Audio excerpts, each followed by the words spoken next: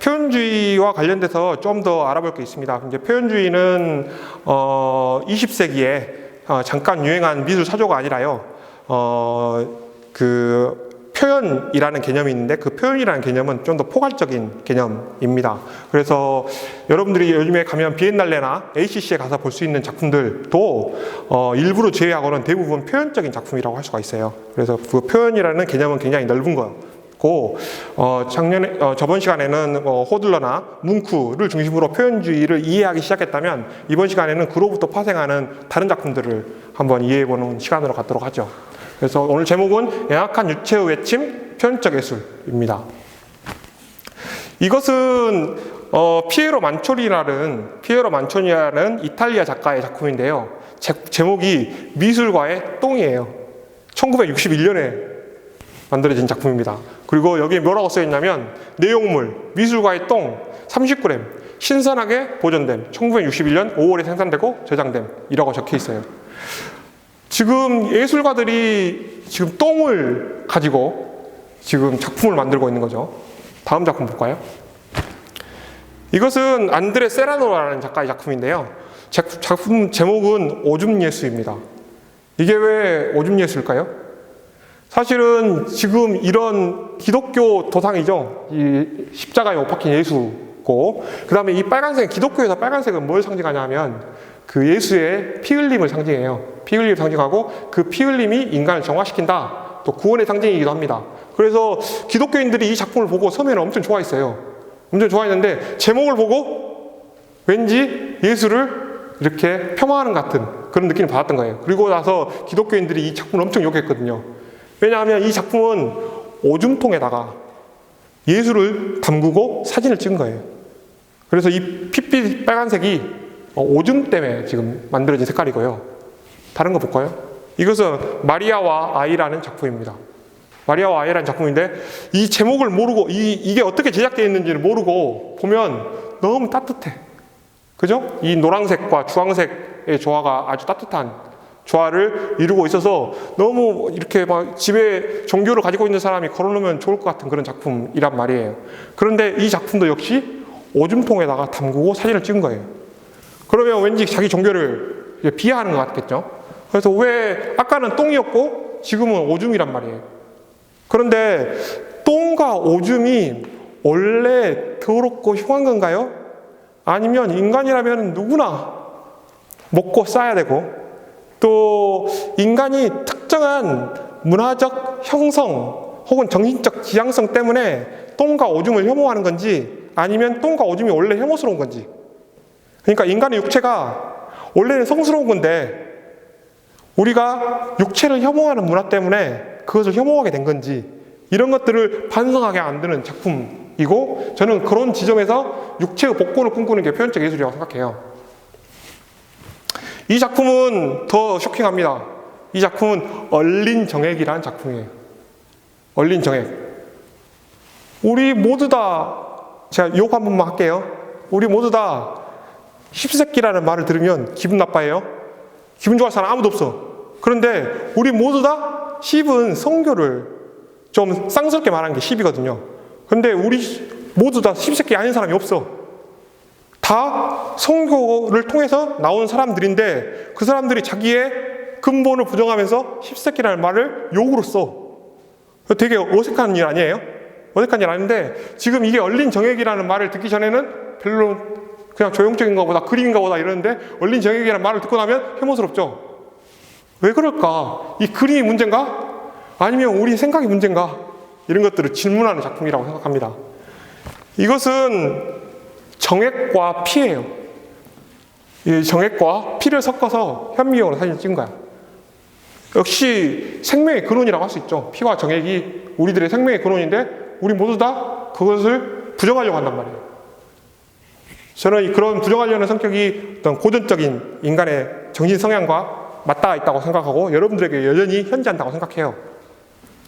이것은 또 똑같은 작가의 작품인데요. 지금 예수가 있고 이 닭발들이 아주 탐욕스럽게 예수에게 주세요. 기독교에서는 그걸 기복신앙이라고 하는데요. 자기에게 복을 달라고 계속 기도하는 거예요.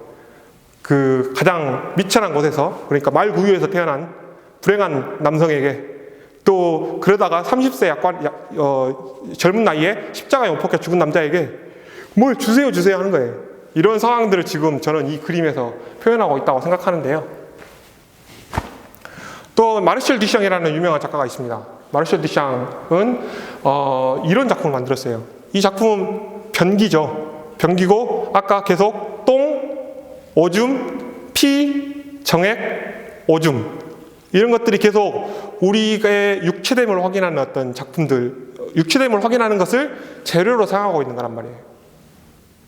그래서 이건 소변기인데 물이 여기서 내려오는 곳이고 여기가 소변이 나가는 곳이죠. 그러니까 뒤집어 놓은 거예요.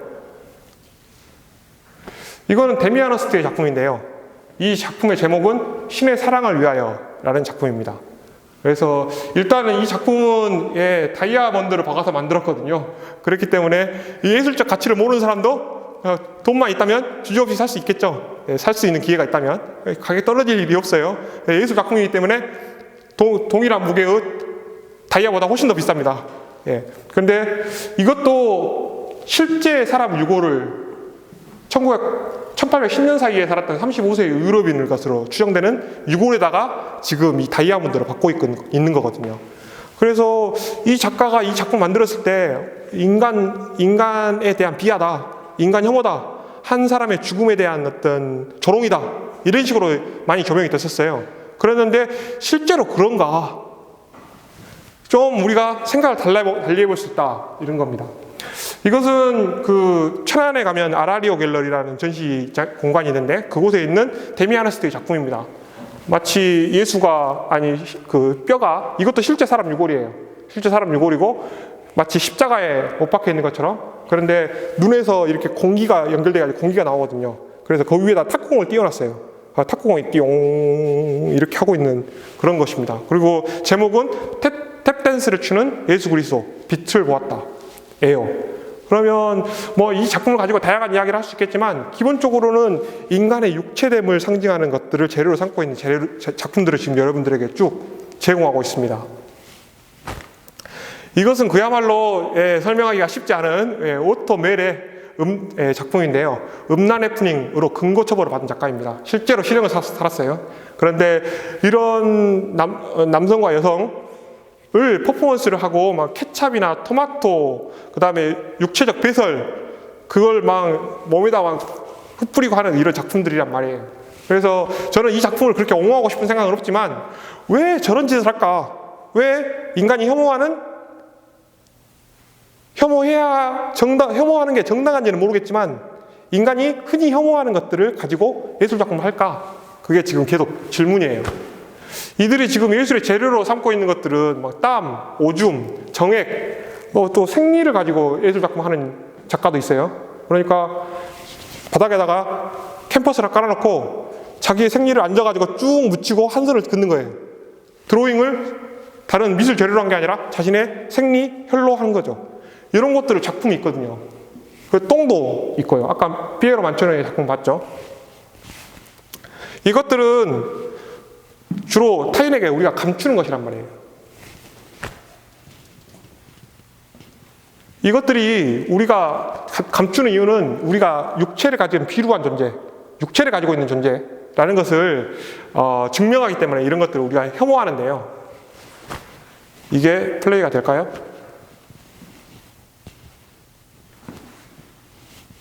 노인들의 자손의 힘마다 크게 늘고 있습니다. 자식들에게 더 이상 짐이 되지 않기 위해 주문을 하고 있었는데요.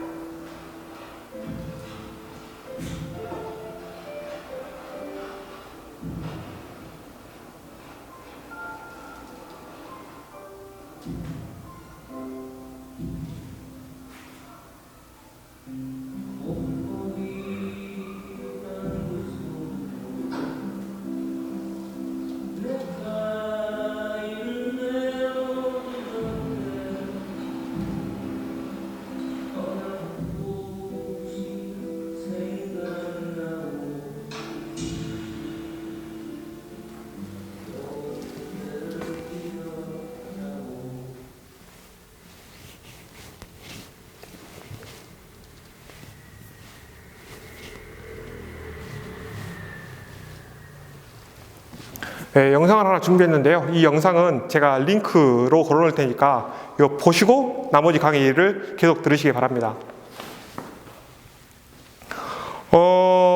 우리가 봤던, 방금 제시했던 영상에는 한 남녀가 외형에 의해서 매개돼서 서로의 아름다움에 빠져 결혼하고 또 30년을 같이 살다가 부인은 치매에 걸려서 그리고 또 남편은 이제 암이 걸려서 남편은 곧 있으면 죽어야 되는데 이 치매에 걸린 부인을 놔두고 죽을 수가 없어서 둘이 동반 자살을 한 그런 영상이에요. 그러니까 우리가 지금 고전 낭만 표현주의 예술을 배우고 있는데 그 고전주의라는 것은 인간의 외형에 의해서 외형의 보편성에 의해서 서로 매개되는 거란 말이에요. 그리고 낭만주의는 인간의 어떤 부정적 감정의 보편성, 네가 슬픈 것만큼 나도 슬프다는 그런 보편성이 만남의 새로운 장이 되는 거고요. 표현적 예술은 네가 가지고 있는 연약하고 비루한 냄새나는 그런 육체를 가진 만큼 나도 그렇다는 것.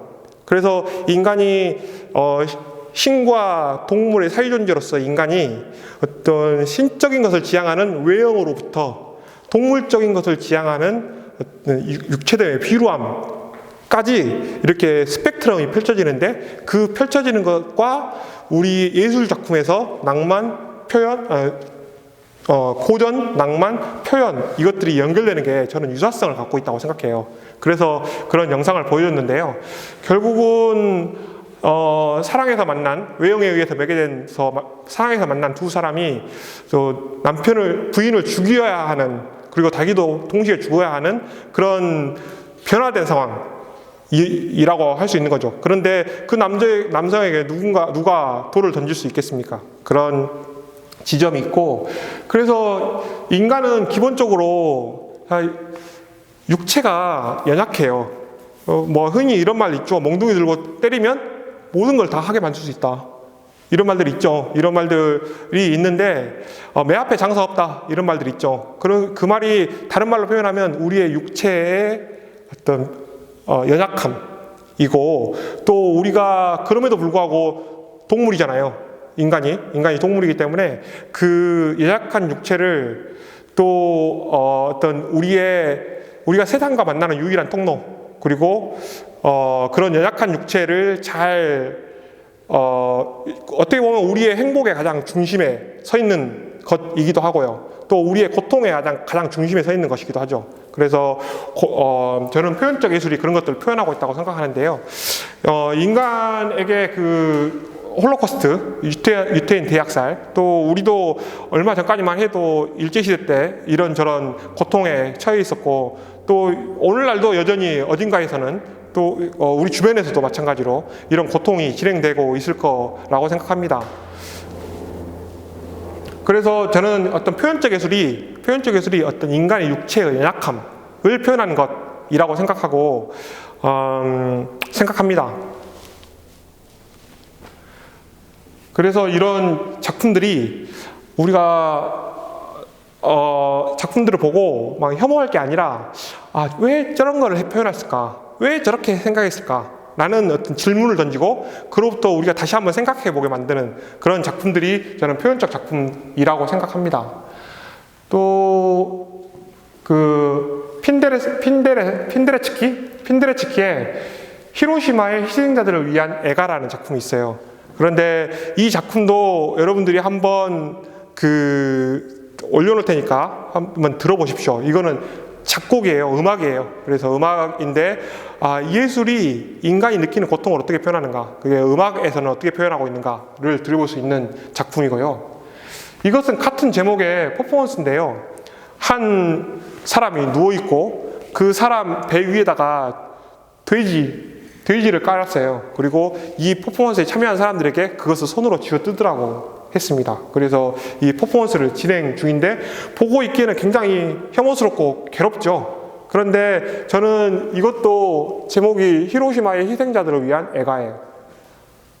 그러니까 우리가 히로시마에서 몇 명이 죽었다는 숫자, 또 히로시마에서 이런 일이 있었다는 것을 통해서가 아니라 예술 작품이 아주 비극적인 소리가 들리거든요. 아까 그 음악 작품에서는. 그리고 이런 작품을 통해서 우리가 그 고통에 더 가깝게 다가갈 수 있는 거죠. 그래서 저는 표현적 예술을 보면서 여러분들이 너무 괴로워하기보다는 저게 우리에게 뭘 제시하는가 이런 것들을 주목해서 봤으면 좋겠다는 생각이 들고요. 이런 자해를 일삼는 예술가도 있어요. 자해를 하다가 병원에 실려갔어요. 쉽지 않은 일이겠죠. 쉽지 않은 일인데 왜 예술가가 이렇게 이랬을까? 이런 것들을 생각해 볼 필요가 있는 것 같고요. 이 작품도 역시 인간의 육체의 비루함들, 또 육체의 연약함들, 또 그렇기 때문에 그런 작품들이 우리에게 뭘 다시 계속 고발하고 있는지, 우리의 어떤 감정이나 감각 혹은 육체 혹은 동물로서의 인간을 어떤 방식으로 우리가 계속 억압하고 있는지 이런 것들을 열어보이는 것이라고 생각합니다. 그래서 우리가 어떤 표현적인 작품들의 시작에서부터 그리고 가장 최신의 그리고 가장 참기 어려운 괴로운 작품들까지 동시에 같이 봐봤는데요. 예술 작품을 제가 고전, 낭만, 표현으로 나눠서 이렇게 설명을 드렸는데 앞으로 예술 작품을 보실 때 이게 어떤 계열의 뭘 강조하는 작품인지 한번 생각해 보시면 훨씬 더 작품에 가깝게 다가갈 수 있는 기회라고 생각합니다. 오늘은 이렇게 마치겠습니다. 고맙습니다.